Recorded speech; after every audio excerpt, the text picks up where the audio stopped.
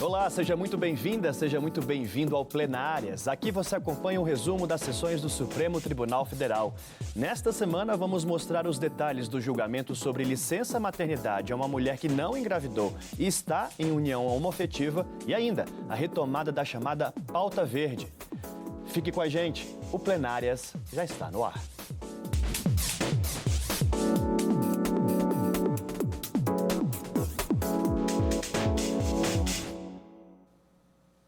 Eu sou Daniel Adjuto e juntos vamos acompanhar os destaques da semana. E ao meu lado, Gisele Reis, nossa consultora jurídica. Olá, Daniel. Olá a todos. Bom, esta semana nós tivemos julgamentos importantes, porque tratamos de dois direitos de especial importância para a sociedade. Um relacionado à licença maternidade, nas novas relações afetivas, e o outro referente à proteção da Amazônia. Então, a gente tem muito o que conversar no programa de hoje. E eu já quero começar com uma novidade, viu? Porque antes de falarmos dos julgamentos da semana, a TV Justiça mudou de canal. O anúncio foi feito pelo presidente da Corte, o ministro Luiz Roberto Barroso. A partir do dia 3 de abril, anote aí, a emissora vai passar do número 53 para o número 1 em Brasília. A repórter Viviane Novaes conta os detalhes.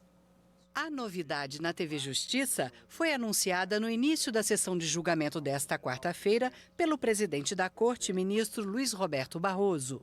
Foi publicado hoje no Diário Oficial a mudança do canal da TV Justiça em TV aberta em Brasília. Hoje estamos no número 53 e passaremos para o número 1. O ministro disse que a troca de canal é para melhorar a audiência e faz parte de um conjunto de mudanças na emissora. Essa mudança é importante porque faz parte de uma série de medidas que estão sendo tomadas para ampliar a audiência e a relevância da TV Justiça, dando uma maior transparência aos atos do Poder Judiciário. A mudança para o canal 1 vai deixar a TV Justiça mais próxima dos canais de maior audiência, o que, evidentemente, tem o potencial de ampliar o acesso aos conteúdos produzidos aqui. O telespectador poderá sintonizar a TV Justiça no canal 1 a partir de 3 de abril. E também nesta data, a emissora vai estrear nova programação, cenários novos de programas e séries inéditas. A TV Justiça foi criada por lei em 2002 e estreou no mesmo ano com sinal analógico. Foi a primeira emissora do mundo dedicada à divulgação do trabalho do Poder Judiciário. Foi também pioneira na transmissão ao vivo dos julgamentos do plenário do STF, a mais alta corte do país. A TV também divulga as notícias do Poder Judiciário em jornais diários e tem uma série de programas: Saber Direito, Artigo 5º, Direito Sem Fronteiras, Link CNJ, Descomplicando, Como Funciona Aí. Em 2008, entrou para a mais nova tecnologia de transmissão de som e imagem, o canal digital. E agora, no canal 1, vai estar mais perto do cidadão. E já que estamos na TV Justiça, vamos falar dos julgamentos. A primeira decisão do plenário nesta semana foi reconhecer o direito à licença maternidade da mãe não gestante em união homoafetiva. O caso tem repercussão geral, ou seja, a decisão vale para processos semelhantes em análise no restante do país. A reportagem é de Marta Ferreira. A discussão chegou ao Supremo porque uma servidora pública, mãe não gestante, entrou na Justiça para ter direito à licença maternidade. Isso porque a companheira dela engravidou por meio de inseminação artificial a partir de óvulos fornecidos pela servidora pública. A mãe não gestante conseguiu direito ao benefício em instâncias inferiores. Só que o município de São Bernardo do Campo, em São Paulo, onde ela é servidora, recorreu da decisão alegando violação ao princípio da legalidade administrativa e argumentando que tal direito é exclusivo da mãe gestante, que precisaria do descanso remunerado em razão das alterações físicas por causa da gestação e do parto. O caso tem repercussão geral, ou seja, a decisão da Corte será aplicada em processos semelhantes em instâncias inferiores da Justiça. Estão em discussão princípios como a dignidade da pessoa humana, liberdade reprodutiva e igualdade. O relator do processo é o ministro Luiz Fux, que começou o voto destacando que a licença maternidade possui uma dimensão ampla destinada à proteção não só da família e da criança, mas também da sociedade como um todo. Fux também ressaltou que negar a licença à mãe não gestante seria um abuso. Assim, negou o pedido feito no recurso e propôs a seguinte tese. A servidora pública ou a trabalhadora regida pela CLT não gestante em união afetiva tem direito ao gozo de licença maternidade. Adotando aqui uma sugestão de Vossa Excelência, a segunda oração fica a seguinte: caso a companheira tenha usufruído do benefício,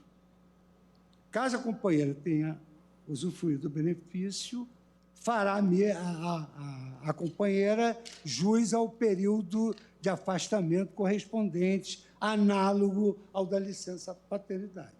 O ministro Flávio Dino acompanhou o relator e fez uma sugestão à tese. Apenas lembro que, por simetria, a consequência será que, quando se tratar de dois homens adotantes, do mesmo modo, nós teremos que um dos homens adotantes terá a licença paternidade e o outro, por igualdade, terá direito a uma licença, do ponto de vista temporal, similar à licença maternidade ou gestante.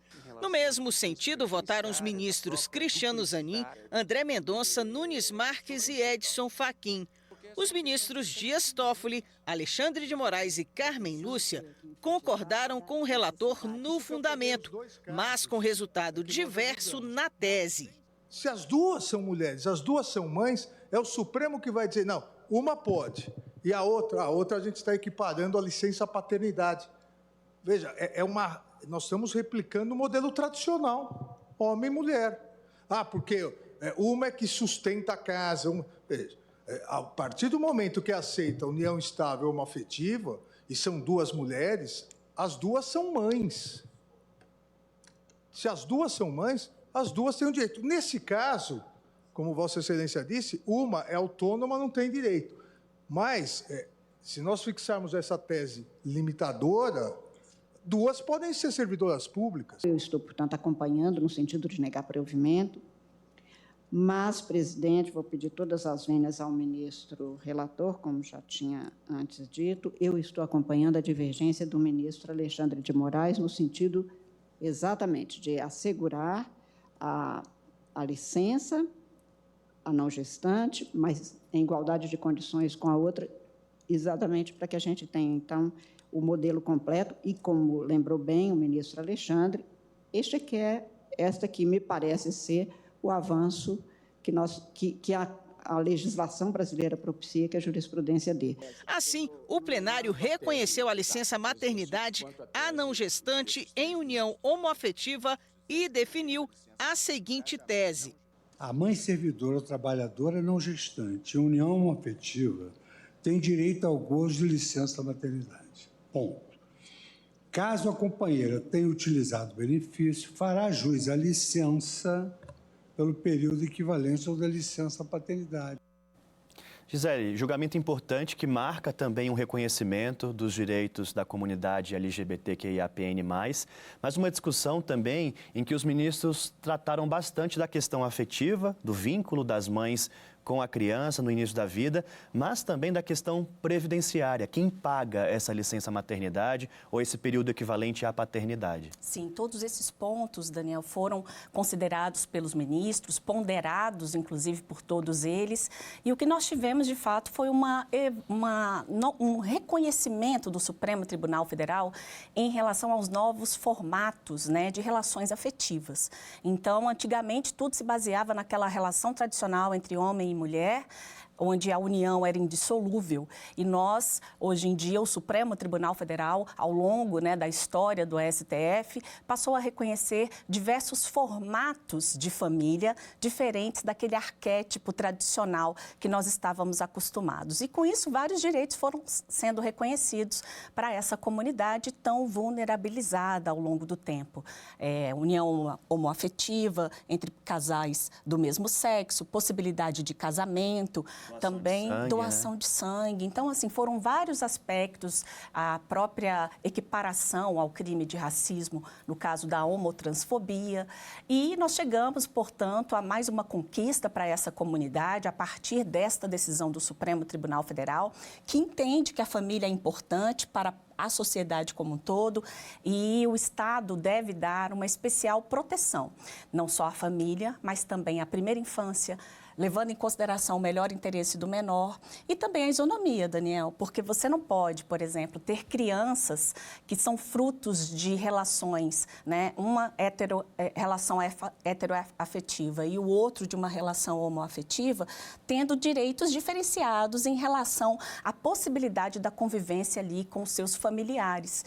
Então, dentro desses novos formatos de família, o Supremo Tribunal Federal foi chamado a se manifestar e reconheceu o direito, portanto, desta mãe que, mesmo não tendo sofrido todos os processos físicos da transformação ali química, né, hormonal e até não passou pelo processo de gestação, mas ela participa da maternidade. E não só em relação a esta fase, né, da gestação, dos 9 meses e tal, mas também em relação ao próprio convívio e contato com aquele novo membro que chega até a família. E no próximo bloco, nós vamos falar sobre o julgamento das ações que discutem a política ambiental do governo, a chamada Pauta Verde. Não saia daí, a gente volta já já.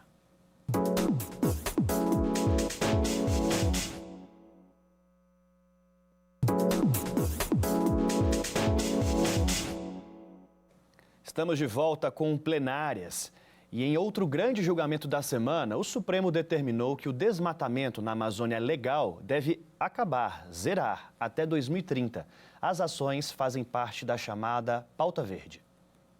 2 das ações são de relatoria da ministra Carmen Lúcia. Em 2022, quando o julgamento foi iniciado, a ministra Carmen Lúcia havia votado no sentido de reconhecer a violação massiva de direitos fundamentais quanto ao desmatamento ilegal da floresta amazônica. Agora, a ministra reformulou alguns pontos do voto, porque houve mudanças no cenário da época em que as ações foram ajuizadas, mas reconhecendo ainda o estado de coisas inconstitucional em processo de reconstitucionalização. Assim, a ministra Carmen Lúcia votou no sentido de que a União e os órgãos federais competentes apresentem plano de ação para a prevenção e controle do desmatamento na Amazônia Legal, o PPCDAM, que a data para providências e redução do desmatamento na Amazônia Legal em 80% seja até 2027 e em 100% até 2030. Que o desmatamento ilegal em terras indígenas seja reduzido a 0 até 2030. E que o Conselho Nacional de Justiça acompanhe as medidas de execução. O ministro Flávio Dino sugeriu ainda a abertura de crédito extraordinário no exercício financeiro de 2024 para assegurar a continuidade das ações governamentais e a notificação do Congresso Nacional quanto ao que foi decidido pela Corte. Assim como Flávio Dino, os ministros Luiz Roberto Barroso, Dias Toffoli, Gilmar Mendes, André Mendonça, Nunes Marques, Alexandre de Moraes e Cristiano Zanin divergiram da relatora quanto à questão do não reconhecimento do estado de coisas inconstitucional. O primeiro ponto que eu acho que é fundamental discussão é o reconhecimento do estado de coisas inconstitucional. A eminente relatora Carmen Lúcia reconheceu o estado de coisas inconstitucional. O eminente ministro André Mendonça não reconheceu. O eminente ministro Flávio Dino reconheceu a existência de um processo de reconstitucionalização. Aqui eu peço vênia para acompanhar o eminente ministro André Mendonça e não reconhecer a existência de um estado inconstitucional de coisas. E eu também vou pedir vênia que a eminente relatora, a ministra Carmen Lúcia, no sentido da declaração do estado inconstitucional de coisas. Entendo que, se a situação tivesse permanecido, nós estaríamos efetivamente, como descrito detalhadamente no voto da eminente ministra relatora, no estado inconstitucional. Agora, a partir do momento em que condutas governamentais são praticadas, mesmo que possamos entender, ainda não de maneira suficiente para resolver o problema, mas houve uma inflexão governamental do Poder Executivo no sentido de estancar a boiada e, a partir disso, como era dito por um ex-ministro do Meio Ambiente, e, a partir disso, começar a tratar o meio ambiente com a seriedade necessária. Os ministros Luiz Fux e Edson Fachin acompanharam integralmente o voto da relatora.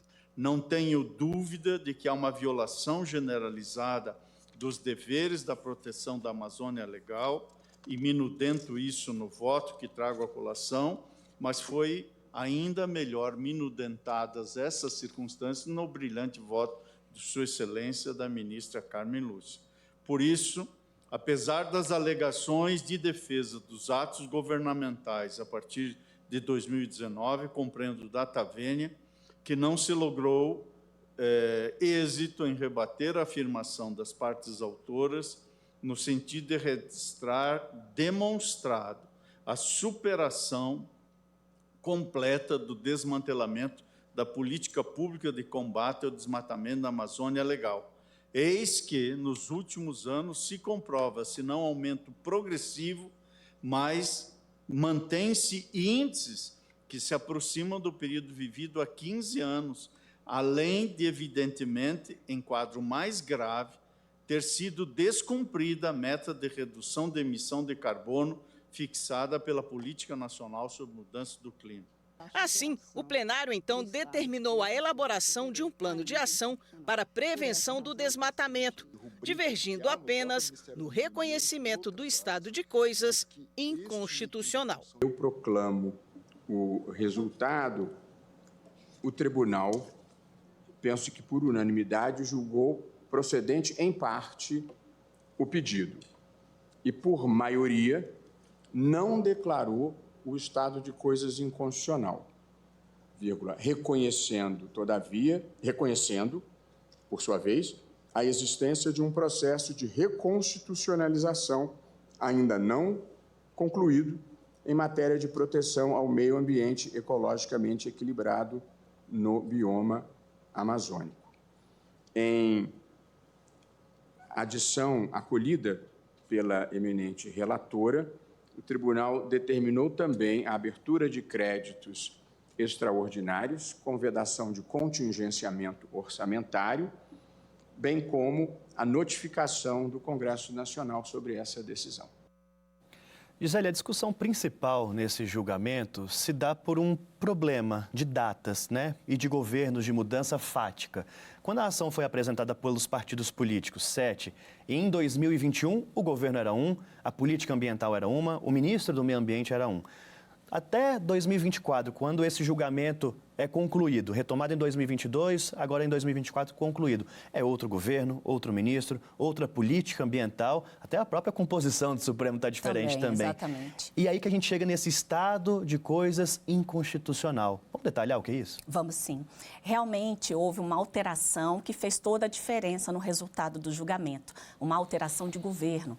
Isso porque a ação, quando ela chegou até o STF, o Brasil estava ainda sob a presidência de Jair Bolsonaro, e aí que vieram todas esses números de desmatamento, número elevado em relação à própria região da Amazônia.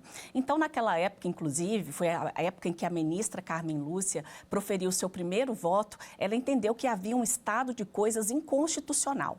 Posteriormente, quando esse caso acabou voltando para o plenário do Supremo Tribunal Federal, ela reajustou o voto, até por conta da alteração do governo. Foram tomadas diversas providências no sentido da retomada de planos específicos do governo governo sobre o combate de desmatamento da Amazônia, ela então reajustou o voto, inclusive reajustou prazos para cumprimento das metas determinadas pelo Supremo Tribunal Federal, porque ela entendeu que o estado de coisas inconstitucional não tinha cessado por completo.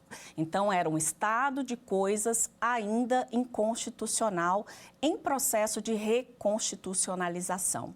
Só que o seguinte, Daniel, o estado de coisas inconstitucional é aquela situação de violação massiva, generalizada de direitos humanos. No caso, a violação aqui no Supremo Tribunal Federal, que foi argumentada, é a violação ambiental, em especial da área da Amazônia, que é a Amazônia Legal, a Amazônia Brasileira, que tem especial proteção, não só da Constituição Federal, mas também atrai o olhar internacional por conta da sua rica biodiversidade. É onde está a maior floresta tropical, né, do mundo e é importante para a questão do ecossistema e do clima em todo o planeta. Então, de fato, quando se tem aí essas luzes, né, todas para a Amazônia, o que se teve ao longo deste governo foram ações que foram adotadas exatamente para que essa situação fosse revertida. Então, os ministros, e foi a posição, inclusive, que prevaleceu, seguindo aí o voto do ministro André Mendonça, que fez essa divergência, entenderam que os requisitos para a caracterização do estado de coisas inconstitucional não estavam ali presentes. Porque, embora realmente tivesse uma violação massiva de direitos ambientais, não havia a reiterada ação do governo no sentido da omissão. Entendi. O governo estava omisso, mas ele passou a atuar com medidas importantes para cessar este quadro de violação grave dos direitos relacionados ao meio ambiente, de proteção ao meio ambiente. Entendi. Então, foi por esta razão que os ministros entenderam que este estado de coisas inconstitucional não estava configurado, até por conta dos reflexos maléficos que isso poderia ter no âmbito do cenário internacional ambiental. A gente vai continuar na pauta verde, porque o plenário começou a analisar outras 3 ações. Elas são de relatoria do ministro André Mendonça e pedem que a União elabore um plano de prevenção e combate às queimadas no Pantanal e na floresta amazônica. As 3 ações foram ajuizadas em 2020 pelos partidos PSOL, PSB, PT e Rede Sustentabilidade. O relator é o ministro André Mendonça.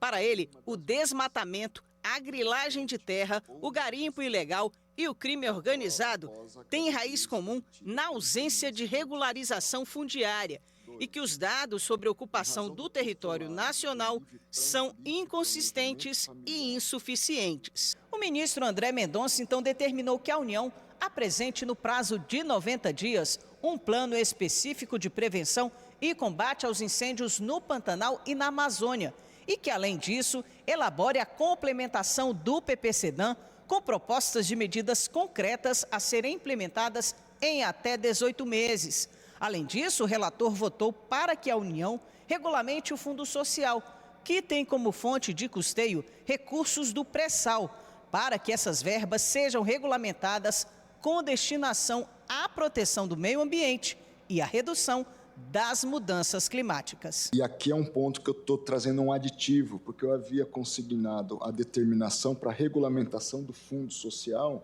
mas sem consignar um prazo. Entendi por bem o prazo de 6 meses, no caso aqui 180 dias, para que o governo possa regulamentar a matéria.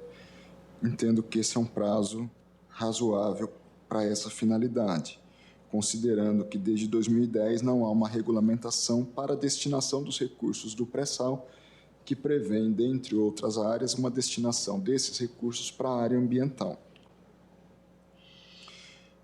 E julgando improcedentes a adoção de algumas medidas concretas, que são interessantes, mas entendo que tem que estar previstas primeiro no plano. Não somos nós que vamos dizer o que vai estar no plano, é o governo que tem que apresentar o que está no plano. E a execução dessas medidas tem que ser acompanhadas numa fase posterior. Então, estou julgando improcedentes esses pedidos,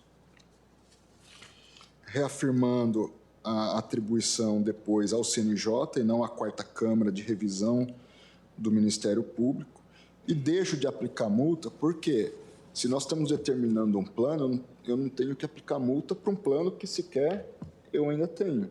O ministro Flávio Dino votou na sequência, divergindo em alguns pontos do relator. Não me sinto informado para dizer que o Fundo Social deve ir para meio ambiente. Realmente, eu substituiria ambas as alusões, tanto ao CAR quanto ao Fundo Social, como referências para constar do plano este que vai ser apresentado em 90 dias. No mais, senhor presidente, eu adiro e concordo e compartilho integralmente com as preocupações de Sua Excelência, o eminente relator. Depois, o julgamento foi suspenso e será retomado na semana que vem com o voto do ministro Cristiano Zanin e dos demais ministros. O ministro André Mendonça já reajustou o prazo para tornar públicos os processos de licenciamento de supressão vegetal. Passou para 60 dias, como sugeriu Flávio Dino. Agora, Gisele, o ministro André Mendonça, ele aponta que a raiz dos crimes ambientais está justamente na ausência de regularização fundiária. E aí o ministro Flávio Dino traz a sugestão dele, a divergência com relação aos cadastros ambientais rurais e também ao Fundo Social para bancar as medidas. Sim, nós temos, o ministro André Mendonça fez questão de pontuar isso quando ele apresentou o seu voto, no sentido de que a região da Amazônia, ela atrai diversos crimes. A gente tem aí, além do desmatamento, incêndio, tráfico, exploração do garimpo, ataque às comunidades indígenas, e do Pantanal invasão de também, terras. nesse caso. Exatamente. O Pantanal Mato-Grossense também é uma área bastante atingida, por esses atos criminosos. E aí o ministro entende que, neste caso, inclusive o julgamento que foi iniciado, tem uma relação muito íntima com o que nós acabamos de comentar em relação à área da Amazônia, porque o ministro André Mendonça, inclusive, sugere algumas complementações àquele plano de combate ao desmatamento da Amazônia. E ele pede algumas providências, como, por exemplo, essa questão do cadastro ambiental rural. Ele dá um prazo para que esse cadastro seja lançado no sistema em até 70%. Não seria nada de dados novos, mas ele quer, na verdade, fazer uma sobreposição de dados, pegando essas informações do CAR, pegando também as informações sobre as autorizações de supressão da vegetação com os dados de queimadas e incêndios, para que possa ser verificado exatamente aonde está o problema.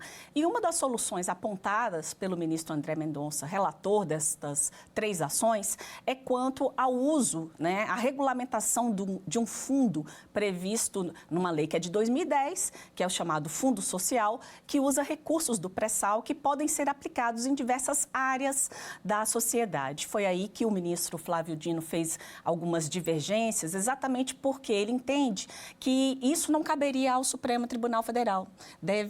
A alocação desses recursos deve ficar a cargo do Congresso Nacional, do Poder Legislativo, Poder Executivo, e não seria aí a área do Poder Judiciário. O ministro Flávio Dino também ponderou que é muito difícil você lidar com determinados dados, de cadastro fundiário, porque o Brasil tem uma dimensão continental.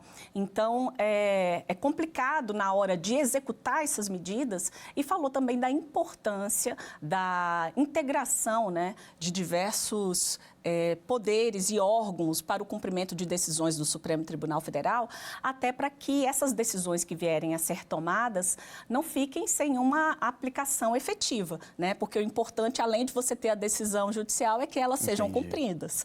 E foi nesse sentido que o julgamento acabou sendo interrompido, foi suspenso, porque não deu ali tempo hábil para que o ministro Cristiano Zanin apresentasse suas considerações, mas esse bloco de ações faz parte também desta pauta ambiental, chamada Pauta Verde, conhecida como Pauta Verde, e já está programada para a próxima semana a continuidade do julgamento. Então, fiquei na expectativa porque tem a continuidade de Pauta Verde e revisão da vida toda também. A edição de hoje fica por aqui, gente. Gisele, muito obrigado. Eu agradeço também. Lembrando que você acompanha o Plenárias pelo canal da TV e Rádio Justiça no YouTube, pelo Spotify e pela Rádio Justiça. Continue conosco aqui na TV Justiça. Até a próxima. Tchau, tchau.